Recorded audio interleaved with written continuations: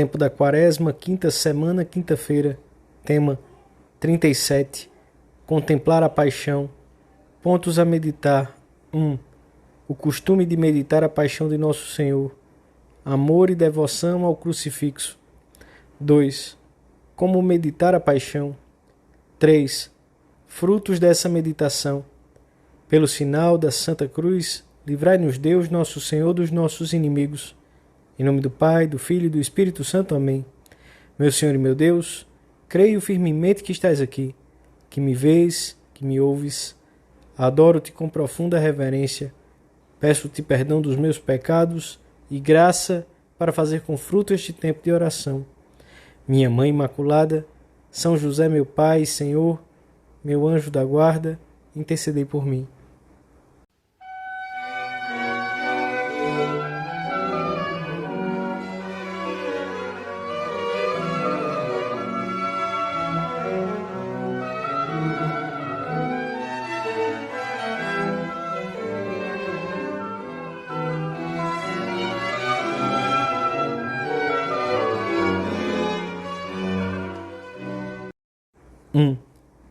Ó meu povo, que te fiz eu, em que te contristei? Responde-me, eu te dei de beber a água salvadora que brotou do rochedo, tu me deste de beber fel e vinagre. Ó meu povo, que te fiz eu? A liturgia destes dias aproxima-nos do mistério fundamental da nossa fé, a ressurreição do Senhor. Se todo o ano litúrgico se centra na Páscoa, este tempo da Quaresma exige de nós uma maior devoção, dada a sua proximidade com os sublimes mistérios da misericórdia divina. Mas não devemos percorrer com excessiva pressa esse caminho. Não devemos deixar cair no esquecimento uma coisa muito simples, que talvez nos escape de vez em quando. É que não poderemos participar da ressurreição do Senhor se não nos unirmos à sua paixão e à sua morte. Para acompanharmos Cristo na sua glória, no fim da Semana Santa, é preciso que penetremos antes no seu holocausto e nos sintamos uma só coisa com ele, morto no Calvário. Por isso, durante estes dias, acompanhemos Jesus com a nossa oração, na sua via dolorosa e na sua morte na cruz. E enquanto lhe fazemos companhia, não esqueçamos que nós fomos protagonistas daqueles horrores, porque o Senhor carregou com os nossos pecados, com cada um deles. Fomos resgatados do jugo do demônio e da morte eterna por um grande preço, o sangue de Cristo. O costume de meditar a paixão tem sua origem nos próprios começos do cristianismo. Muitos dos fiéis de Jerusalém da primeira hora deviam guardar uma lembrança inesquecível dos padecimentos de Jesus, pois tinham estado presentes no Calvário. Jamais esqueceriam a passagem de Cristo pelas ruas da cidade na véspera daquela Páscoa. Os evangelistas dedicaram uma boa parte dos seus escritos à narração detalhada daqueles acontecimentos. Leamos constantemente a paixão do Senhor, recomendava São João Crisóstomo. Que grande lucro, quanto proveito tiraremos, porque, ao contemplá-lo sarcasticamente adorado, com gestos e atos, e feito alvo de zombarias, e depois de tudo esbofeteado e submetido aos últimos tormentos, mesmo que sejas mais duro do que uma pedra, ficarás mais mole do que a cera, e expulsarás da tua alma toda soberba. Muitos se converteram meditando atentamente a paixão do Senhor. São Tomás de Aquino dizia: basta a paixão de Cristo para servir de guia e modelo para toda a nossa vida. Conta-se que, visitando um dia São Boaventura, o doutor Angélico lhe perguntou de que livros tinha ele tirado a doutrina tão boa que expunha nas suas obras. São Boaventura mostrou-lhe um crucifixo, já enegrecido pelos muitos beijos que lhe tinha dado, e disse-lhe: este é o livro que me dita tudo o que escrevo. O pouco que sei, aprendi-o aqui. Nele, os santos aprenderam a sofrer e a amar de verdade. Nele devemos nós aprender. O teu crucifixo, como cristão, deverias trazer sempre contigo o teu crucifixo e colocá-lo sobre a tua mesa de trabalho e beijá-lo antes de te entregares ao descanso e ao acordar.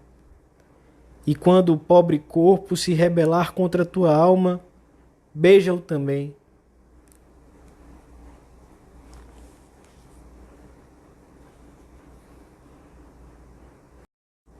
Dois. Na meditação, a paixão de Cristo sai do marco frio da história ou da consideração piedosa para se apresentar diante dos olhos, terrível, opressiva, cruel, sangrante, cheia de amor. Contemplar a paixão de Cristo na nossa meditação pessoal, ao lermos o Evangelho na Via Sacra, faz-nos um bem enorme. Imaginamos a nós mesmos presentes entre os espectadores que foram testemunhas daqueles momentos. Ocupamos um lugar entre os apóstolos durante a última ceia, quando nosso Senhor lhes lavou os pés e lhes falou com aquela ternura infinita, no momento supremo da instituição da Sagrada Eucaristia. E somos um daqueles 3 que adormeceram no Getsemane, quando o Senhor mais esperava que o acompanhássemos na sua infinita solidão. Um dos que presenciariam a sua prisão, um dos que ouviram Pedro jurar que não conhecia Jesus, um dos que ouviram as falsas testemunhas naquele simulacro de julgamento e viram como o sumo sacerdote rasgava as vestes ao ouvir as palavras de Jesus. Um do meio da turba que pedia aos gritos a sua morte e dos que o contemplaram suspenso na cruz do Calvário. Situamo-nos entre os espectadores e vemos o rosto deformado, mas nobre, do Senhor, a sua infinita paciência. Com a ajuda da graça, podemos tentar ir mais longe e contemplar a paixão tal como a viveu o próprio Cristo. Parece-nos impossível consegui-lo e sempre será uma visão terrivelmente pobre em comparação com a realidade, com o que de fato sucedeu. Mas para nós pode ser uma oração de extraordinária riqueza. São Leão Magno diz que quem quiser de verdade venerar a paixão do Senhor deve contemplar de tal maneira Jesus crucificado com os olhos da alma que chegue a reconhecer a sua própria carne na carne de Jesus. Que experimentaria a santidade infinita de Jesus no Getsemane, assumindo todos os pecados do mundo, as infâmias, as deslealdades, os sacrilégios. Que solidão a sua diante daqueles 3 discípulos que levara consigo para que lhe fizessem companhia e que por 3 vezes encontrou dormindo. Ele também vê em todos os séculos esses amigos seus que adormecerão nos seus postos, enquanto os inimigos permanecem em vigília.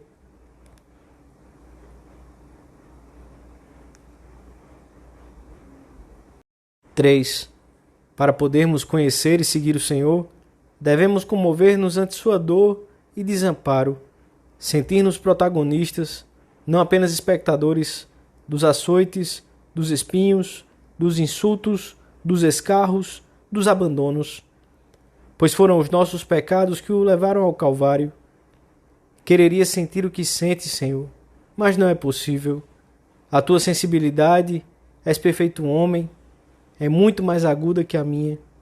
Ao teu lado verifico uma vez mais que não sei sofrer. Por isso me assusta a tua capacidade de dar tudo sem ficar com nada. Jesus, preciso dizer-te que sou covarde, muito covarde. Mas ao contemplar-te cravado no lenho, sofrendo tudo o que se pode sofrer, com os braços estendidos com gesto de sacerdote eterno, vou pedir-te uma loucura. Quero imitar-te, Senhor. Quero entregar-me de uma vez, de verdade, e estar disposto a chegar até onde tu me queiras levar. Sei que é um pedido que está acima das minhas forças, mas sei, Jesus, que te amo. Aproximemo-nos, em suma, de Jesus morto, dessa cruz que se recorta sobre o cume do Gólgota. Mas aproximemo-nos com sinceridade, sabendo encontrar esse recolhimento interior que é sinal de maturidade cristã. Desta forma, os acontecimentos divinos e humanos da paixão tomarão conta da nossa alma, como palavra que Deus nos dirige para desvendar os segredos do nosso coração e revelar-nos o que espera das nossas vidas. A meditação da paixão de Cristo traz-nos-á inúmeros frutos.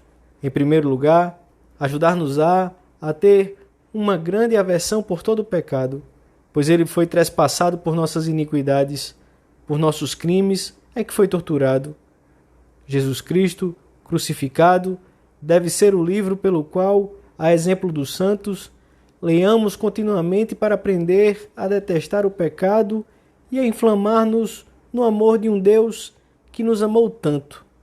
Porque, nas chagas de Cristo, leremos toda a malícia do pecado e as provas de amor que ele teve conosco, sofrendo tantas dores precisamente para declarar quanto nos amava. E então sentiremos que o pecado não se reduz a uma pequena falta de ortografia. É crucificar, rasgar a marteladas as mãos e os pés do Filho de Deus e fazer-lhe saltar o coração. Um pecado é muito mais do que um erro humano.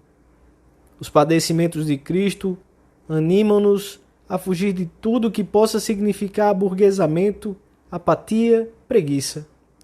Avivam o nosso amor e afastam a tibieza, tornam a nossa alma mortificada, ajudam-nos a guardar melhor os sentidos.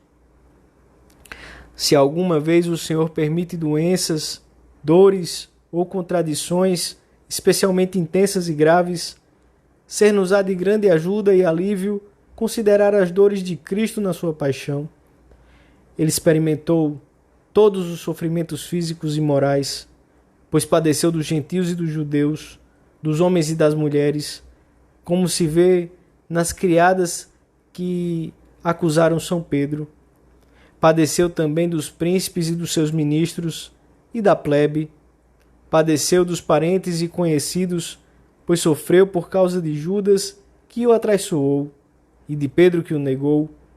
Além disso, padeceu tanto quanto o homem pode padecer, pois Cristo padeceu dos amigos, que o abandonaram, padeceu na fama, pelas blasfêmias que proferiram contra ele, padeceu na honra, pelas irrisões e zombarias que lhe infligiram, nos bens, pois foi despojado até das vestes, na alma, pela tristeza, pelo tédio e pelo temor, no corpo, pelas feridas e pelos açoites. Façamos o propósito de estar mais perto da Virgem nestes dias que precedem a paixão do seu Filho, e peçamos-lhe que nos ensine a contemplá-lo nesses momentos em que tanto sofreu por nós.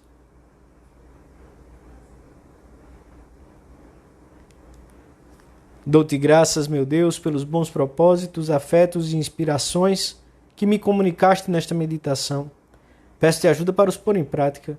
Minha Mãe Imaculada, São José, meu Pai, Senhor, meu anjo da guarda, intercedei por mim.